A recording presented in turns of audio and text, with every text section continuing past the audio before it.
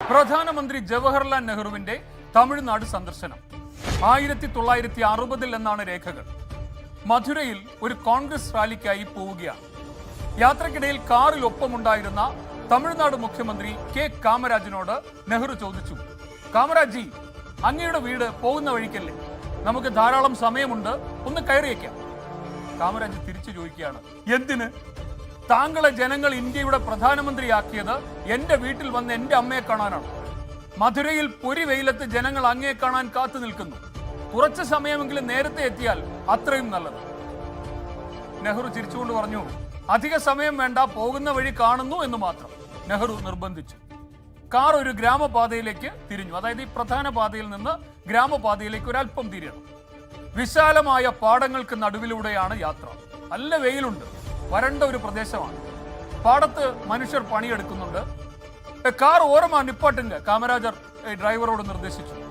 വിശാലമായ വയലിന് സമീപം കാർ നിർത്തി. അവിടെ എങ്ങും ഒരു വീട് പോലുമില്ല.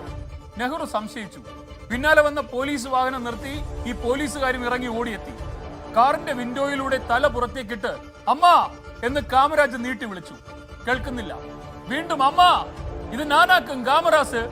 തലയിലൂടെ സാരിത്തലപ്പ് വലിച്ചിട്ട് വയലിൽ പണിയെടുത്തുകൊണ്ട് നിന്ന വൃദ്ധയായ ഒരു സ്ത്രീ തല ഉയർത്തി നോക്കി. എന്നാ രാജു, സൗഖ്യമാ? കാമരാജ് ഡോറ് തുറന്നിറങ്ങി. കൊഞ്ച ഇങ്ക വാമ്മ, ഒരു മുഖ്യமான ആൾക്ക് അമ്മാവെ പാക്കണമെന്റാ.